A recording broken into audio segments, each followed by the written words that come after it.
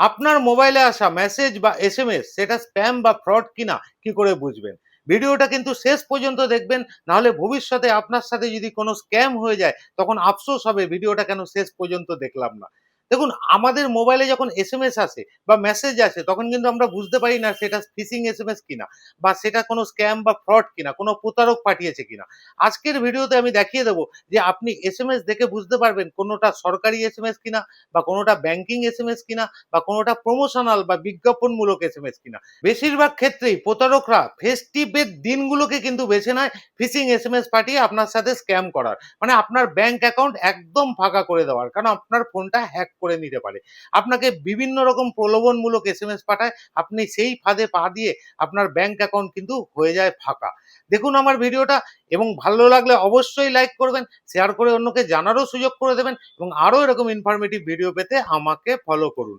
দেখুন, আপনার কাছে যদি এই ধরনের কোনো এসএমএস আছে, যেমন এটা ভোডাফোনের নাম করে আসা SMS, your mobile SIM contract will be disable, মানে আপনার সিম কার্ডটা কিন্তু নষ্ট হয়ে যাবে, তার জন্য এটা আপনাকে লগ ইন করতে হবে।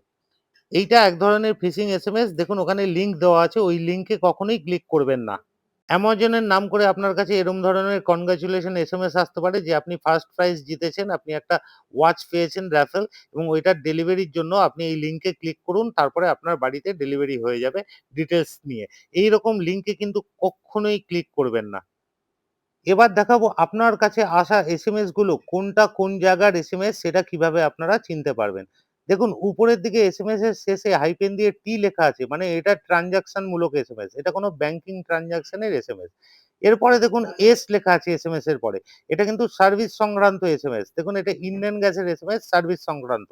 এরপরে যদি কোনো এসএমএস এর মধ্যে দেখেন লাস্ট জি লেখা আছে, লাস্টে হাইফেন দিয়ে জি, সেটা কিন্তু গভর্নমেন্টের এসএমএস। এটা গভর্নমেন্ট সেক্টর থেকেই কিন্তু আপনার কাছে এই এসএমএস ঢুকবে। এরপরে যদি কখনো পি দেখেন সেটা কিন্তু প্রমোশনাল এসএমএস। মানে এটা কোনো প্রমোশনাল বিজ্ঞাপনমূলক এসএমএস আপনার কাছে আসবে। এগুলো কিন্তু সিকিউর, এগুলো নিয়ে কোনো অসুবিধা নেই। যদি কোনো এসএমএস আসে যার মধ্যে শুধু নাম্বার অথবা অন্য কোনো নাম, যার মধ্যে টিএসজিপি নেই, সেগুলো কিন্তু স্প্যাম এসএমএস হতে পারে। প্রতারকরা আপনাকে পাঠিয়ে থাকতে পারে, সতর্ক থাকবেন।